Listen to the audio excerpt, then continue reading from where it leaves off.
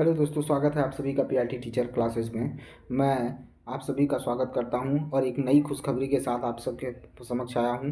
देखिए, बीपीएससी ने अपना क्या किया है, अपनी वैकेंसी को जारी कर दिया है। ठीक है, उसकी विज्ञप्ति आ चुकी है और आपको मैं बता दूं कि इसमें जो भर्ती है वो भर्ती आपकी शिक्षा विभाग की तरफ से वो भर्ती है आपकी। देखिए, कह रहा है कि प्राथमिक यानी 1 से 5 तक की भर्ती है, फिर 6 to 8 भर्ती है और 9 to 10 भर्ती है, फिर उसके बाद 11-12 भर्ती है। ठीक है, इसमें और क्या क्या कहा जा रहा है कि जो सारा विवरण है, ठीक है, आरक्षण रोस्टर है, ये सारी चीज़ें आपको वेबसाइट पर प्रदर्शित की जाएगी। ठीक है, अब आइए देखते हैं क्या है। देखिए, यहाँ पर मेन चीज़ें हैं, मैं आपको बता देता हूँ सारी चीज़ें। देखिए, यहाँ पर इन्होंने कहा है कि आपके जो सीटेट अपियरिंग या यस्टेट अपियरिंग सम्मिलित नहीं होंगे। साफ साफ सीटेट अपियरिंग और यस्टेट अपियरिंग सम्मिलित नहीं किए जाएंगे, इस चीज़ को जान लीजिए। ठीक है, आगे देखिए, आगे बढ़ते हैं। फिर इसके बाद कहा गया है कि सारी चीज़ें दी हुई हैं। अब देखिए, यहाँ पर कहा गया है 1 से 5 तक को आपको क्या क्या चाहिए। भाई, सीटेट फर्स्ट पेपर पास होना चाहिए, बीटेट फर्स्ट पेपर होना चाहिए,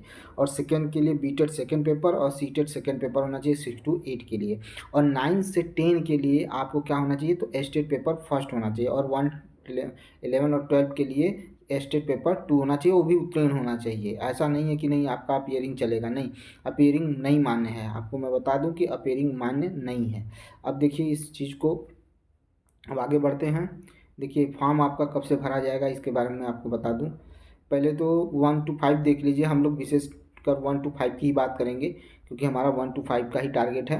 देखिए, 1 to 5 में आपको मैं बता दूं कि 50% अंकों के साथ उच्चतर माध्यमिक या इससे समकक्ष प्रारंभिक द्विस्तरीय डिप्लोमा होना चाहिए आपके पास। ठीक है, अगर ये किसकी बात कर रहा है तो इस चीज़ों को ध्यान दीजिएगा। फिर उसके बाद करें, न्यूनतम 45% होगा, यानी ये चरण दिया हुआ है। ठीक है, BLED DLED 4 वर्षीय BLED भी होता है, तो उन सब चीज़ों के बारे में दिया हुआ है, और 2 वर्षीय डिप्लोमा के बारे में भी दिया हुआ है। ठीक है, देखिए ये यहाँ पर चीज़ें हैं। कराए कि स्नातक एवं प्रारंभिक चाहे जिस किसी भी नाम से, चाहे आपको उसे JBT, ठीक है, फिर उसका BTC, ये सारी चीज़ें कही जाती हैं, तो वो सारी चीज़ें रहेंगी। अब देखिए आगे इसमें क्या दिया हुआ है।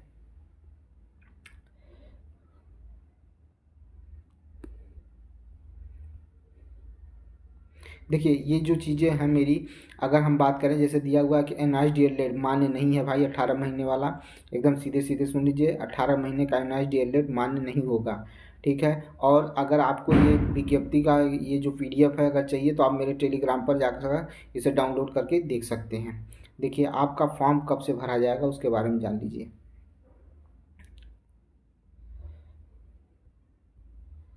ये सारे फॉर्म हैं, ये पूरी विज्ञप्ति है, देख लीजिए।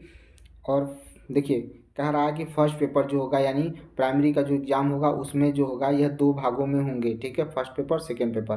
देखिए, फर्स्ट पेपर में क्या रहेगी, भाषा रहेगा, जिसमें अंग्रेजी और हिंदी या उर्दू या बांग्ला होगा। ठीक है, और ये व्यवहारिक होगा। ठीक है, इसको पढ़ना। और सेकेंड पेपर में सामान्य अध्ययन, जैसे प्राथमिक गणित, मानसिक क्षमता परीक्षण, समान जागरूकता, समान विज्ञान, सामाजिक विज्ञान, भारतीय राष्ट्रीय आंदोलन, भूगोल, और क्या है आपका पर्यावरण शामिल है। उपर्युक्त विषय पत्रों में, ठीक है, उपर्युक्त विषय पत्रों में ये 2 चीज़ें देखिए, SCERT और NCERT ही आपको पढ़ना है। SCERT और NCERT ही पढ़ना है। आपको मैं प्रीवियस ईयर पेपर भी कराऊंगा, आपको मैं प्रीवियस ईयर पेपर कराऊंगा बिहार का। ठीक है, प्राइमरी का। उसके बाद देखिए, समान अध्ययन होंगे, SCERT से संबंधित होंगे। ठीक है, लेकिन इसका स्तर उम्मीदवार हेतु निर्धारित न्यूनतम अर्हता का अवलोकन होगा। ठीक है, ये सारी चीज़ें। उसके बाद आपका 6 to 8 दिया हुआ है, देख लीजिए। फिर आगे बढ़ते हैं।